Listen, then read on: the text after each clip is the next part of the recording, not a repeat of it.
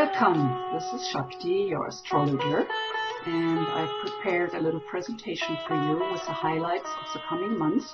And I do start looking at May 20th when the Sun moves into Gemini, because astrologically speaking that makes a lot of sense.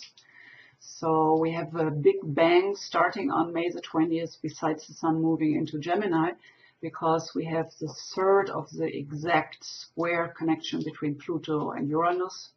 We do have a lunar eclipse this month with the full moon, and we have a supermoon. So there's a lot of stuff to talk about, and I want to invite you to stay on to the end of the presentation, because I will give a lot of practical application, what to do with all these different energies and how you can ride the wave of the celestial currents, and how you can do magic in your life, because you're prepared, you know the energies, and you can choose accordingly. Welcome again. This is your host, Shakti Nevran, and as you might know, I'm an evolutionary astrologer and published author. So as an evolutionary astrologer, I'm always looking from the soul's highest perspective into the possibilities, how you can grow and expand your consciousness to a higher level, because this is what the evolution of your soul is all about. So used properly, evolutionary astrology can actually become a spiritual journey for you. The Sun is moving into Gemini May 20th, 2013. So this is the astrological overview for the coming months we will be looking at. My intentions are teaching you a little bit about astrology, so you can use those insights to navigate better, because we can use all the help we can get in these difficult, challenging times. So to navigate a little more gracefully will be helpful, I believe. And I like helping you to make conscious decisions and choices out of those insights. And especially when you feel like resonating with your own inner wisdom and guidance. So if you listen to something I'm explaining and talking about, and you feel like you resonate, yes, that's true, that is when your own inner guidance system kicks in. And this is where you want to pay attention. So in general, it's all about that you can use the universal forces of the universe for a more joyful life experience. We will talk about today the art of astrology and what it can do for you, and a little more background information. Then we will talk about starting off this month with a big bang, with the god Uranus squaring the god Pluto in the heavens. It's the third square out of 7, so that's a big deal. Then we will have a full moon lunar eclipse May 24th or 25th, which is also a supermoon. So that one is in Sagittarius. Then we will have a new moon in Gemini, and Sun and some other planets in Gemini. So there is a lot to talk about and discuss. In general, I like to help you to ride the wave more joyously. And this is how we do it in Hawaii. So we know that it's so much easier to ride the wave instead of trying to fight it. So riding the wave actually can be very exhilarating and deeply exciting and fun. The art of astrology. So here we talk about the study of the stars, which you can look at as a science or being an art. I tend to call it the art of astrology, because art takes it kind of a step further than just the technicalities. So it's an occult art of divination, and it's rooted in many high cultures like the Egyptians, Greeks, Romans, Celtics, and it seems to be tracked back into the 3rd millennium to the Babylonians. So this is very old science, and astrology has an ancient history. And I don't know if you ever have been aware that over 40%, I think it is, of Americans do believe in astrology. So we're kind of catching up. So when we talk astrology, we work with archetypes and symbols, which are universal principles or energies. So we have 10 planets, which we could look at symbolizing different inner parts or aspects in our personality, but we could also look at them as creative forces in the universe. So to look at them as God and goddesses, like our ancestors did, actually does make a lot of sense. So then we look at the zodiac, which is 12 signs, astrological signs, which are kind of describing the evolution through one circle of life, starting with Aries. And we work with 12 houses, which are symbolizing the areas in our life where we need to integrate those forces. So overall, we do have a very specific and individual setup, especially when we look into the chart for a person. But I want you to remind you that we work with archetypes, with symbols. So we are not looking at predictions when we look in a chart, because a chart doesn't have form in it, doesn't have manifestation. It gives us an idea of the driving forces and energy fields we are carrying or we are encountering in the present moment in time. But because the chart carries this potentiality, it really depends on our state of consciousness, how we are able to manifest that potential. And this is why astrology for me becomes more and more exciting, because the more I know about astrology, so more elegant and smart I can be, and what kind of manifestations I want those energies coming at me to take. So really, truly, consciousness is the key, and will make the difference if you can ride the wave elegantly, or if you drown in it and try to fight against it, which never works. So Western astrology, I'm often asked about what's the difference between Western and Vedic astrology. So the main thing is that Western astrology is based on the unfolding of the seasons, and we start those the zodiac with the sign of Aries, and that is aligned with the spring equinox. So our human survival on this planet has always been very tightly correlated with the four seasons: spring, summer, autumn, winter. So this is why the Western astrology is aligned with the beginning of spring. So the Uranus square to Pluto is kicking off the month. It's happening on May 20th or 21st, depending on where you are on the planet. And this will be the third exact square out of 7 squares. The last one will be 2015, and I imagine we can't wait for these economical struggles we're all encountering with Pluto and Capricorn. And the Uranian force for freedom and equality on one hand is a good thing, but Uranus is a god of lightning, so it's not happening in a very quiet way. So we have the potential for revolutions, for people really stepping it up, and that might not be an easy thing to experience. So on the other hand, the powers in charge, Pluto and Capricorn, means they're defending their territory, and yeah, so there's kind of an intensity there this month, starting off with this exact square. But of course, I mean, we have had this square going on since October 2008, when the stock market collapsed and all the economic problems we're having were becoming apparent. So it's a process, and we're kind of in the middle of it.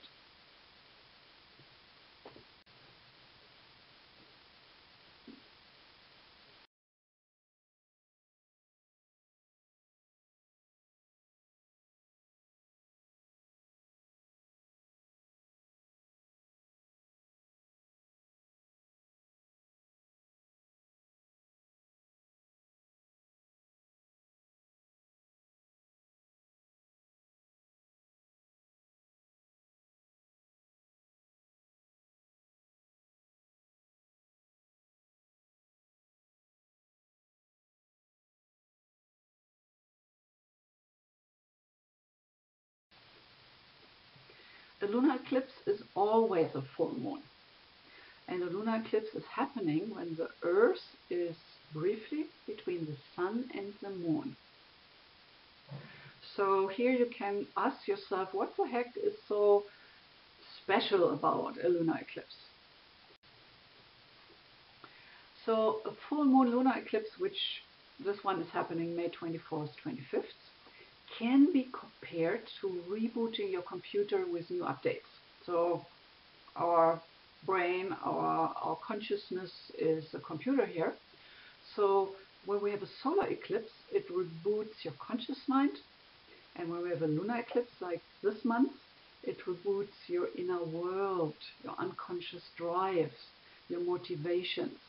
And of course, this is very much depending on the sign it is in.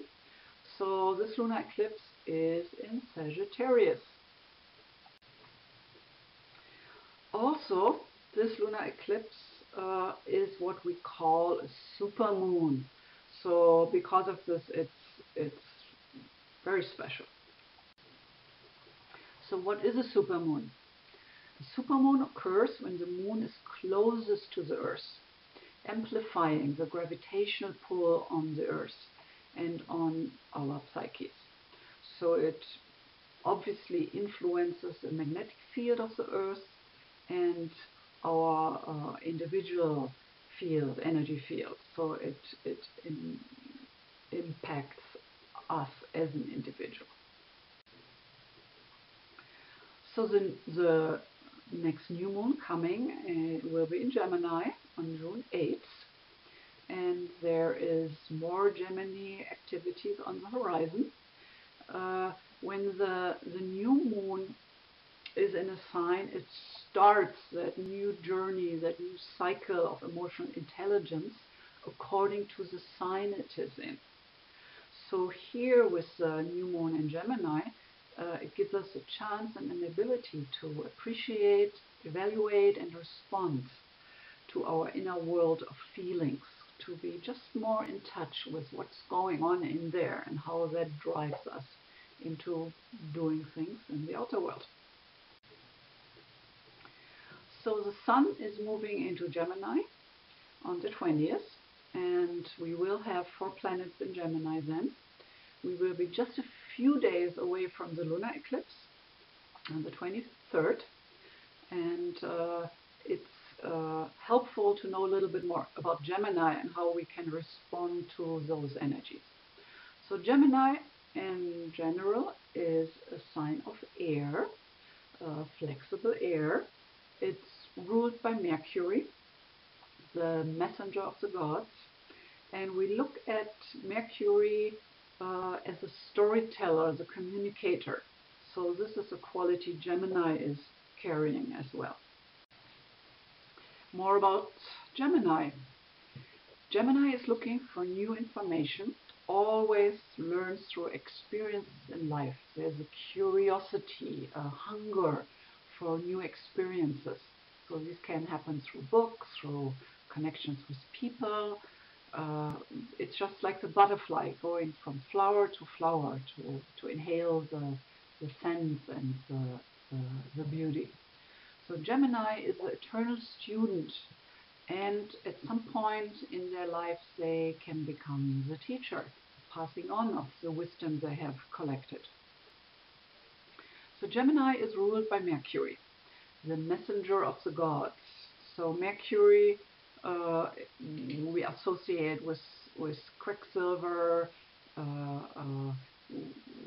Mercury as a communicator, as when we look at it in a personal chart, it's the way how we think, how we our intellect is shaped.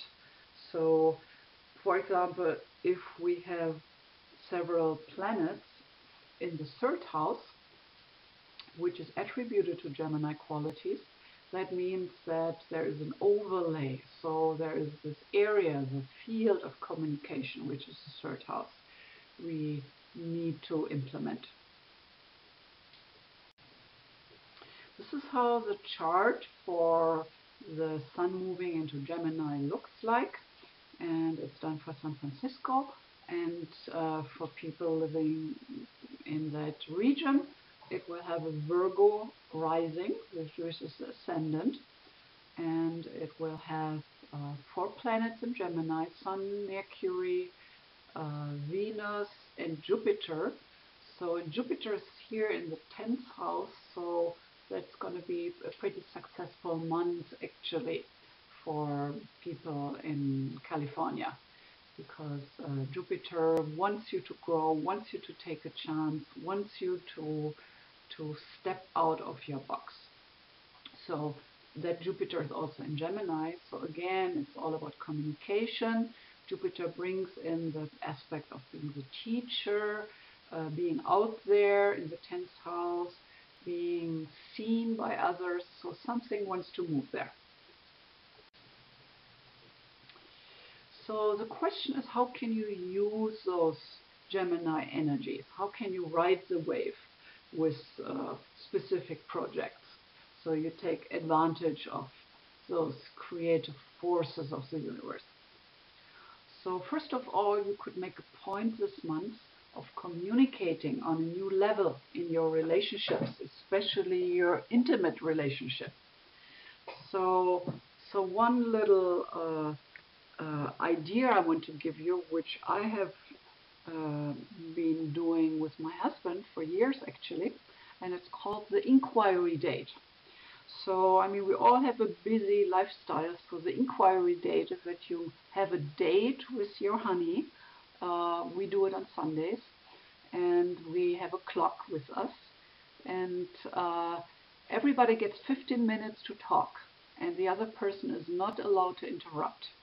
So you do your 15 minutes, you talk about what happened for you in the week, what you would have liked to be different.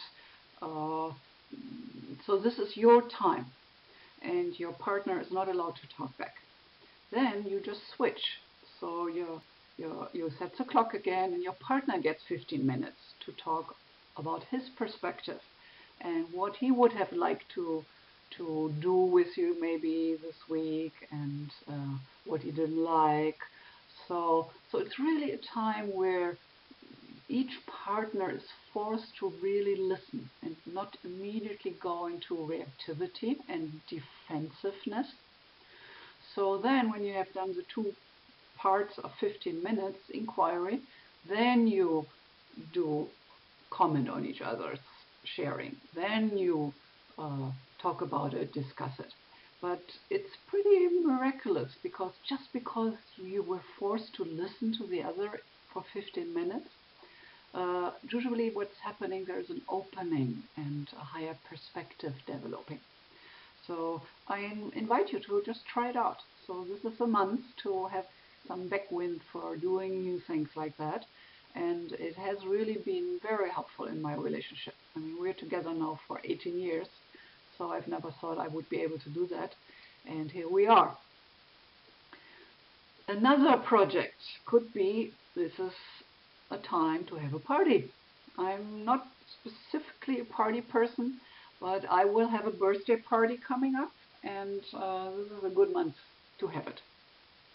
So, learning something new. Learning something new can mean you get a book about something where you want to learn more. You sign up for an online class of some kind, signing up for a class at your community college. Just make sure that you tackle a project this month where you expand your consciousness, where you learn something new. Activities in general are where you really move your body. So any kind of aerobic activities, walking, dancing, swimming in the ocean if you have one like we do. Yeah, just move the energy, because with all these Gemini influences, we will have a tendency this month to get very active in our mind, and moving the energy physically will help us to integrate, will help us to really ground it. So expanding your consciousness, how can you do that? I think a great way is to do morning pages. So if you don't do something like that, you might want to try it out. So you could start a journal. And morning pages means they're handwritten pages, and you do them first thing in the morning when you're still kind of open, coming out of the dream world. And you will be amazed when you go back to older morning pages how in tune you were, and how many ideas and inspirations you can get out of your morning pages. I have heard about people creating books out of their morning pages because something started to evolve there. Another big thing is practicing setting your intentions. So your intentions for the month, how you want to implement the Gemini energies, and when you have your intentions down, then you crystallize them, and then you focus them through affirmations. So you could put little sticker notes on your mirror, on your refrigerator, or wherever you might happen to look at it throughout the day. And you can make little collages. You can charge your crystals with your intentions and affirmations, which is actually very powerful.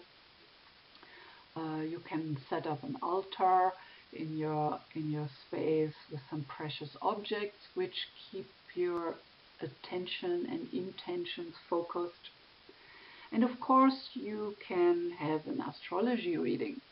So, I mean, as an astrologer, I'm very biased. I just know from my personal experience with having done so many readings over 35 years now, that personal application of looking through the astrological lenses at who you are and what your potential is and what's activated for you right now will really manifest a higher level of consciousness, and therefore a really better way to deal with life and to navigate those currents.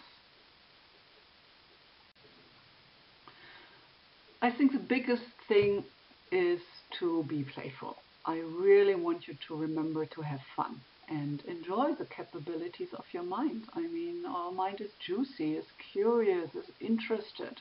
So these are all wonderful qualities.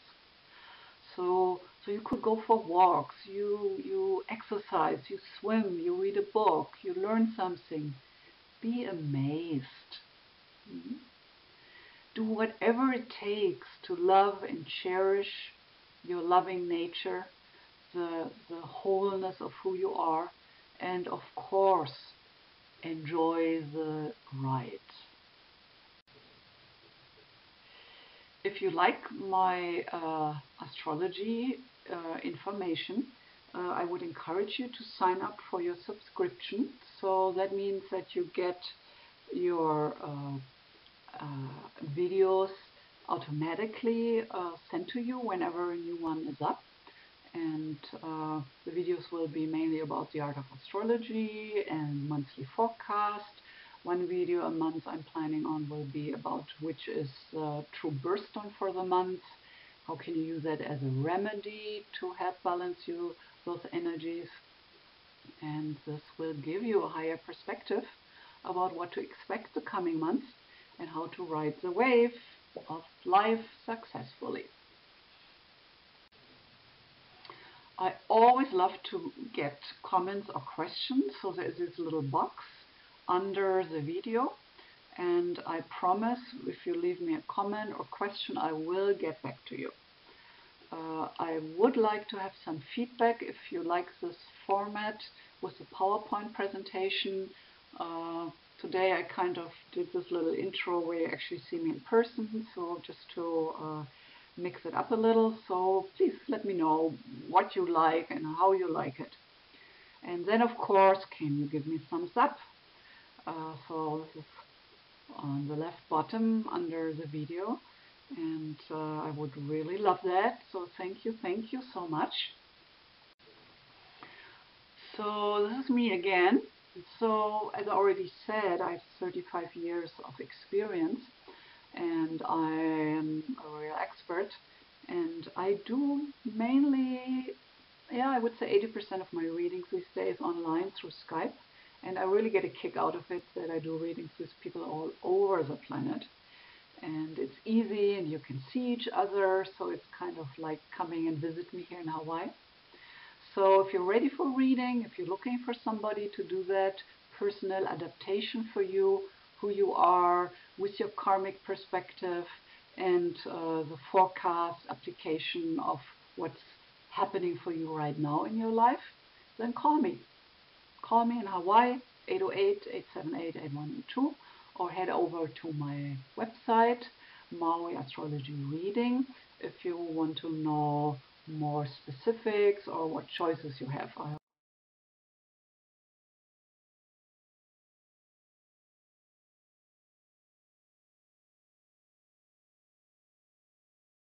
see you again soon. Aloha.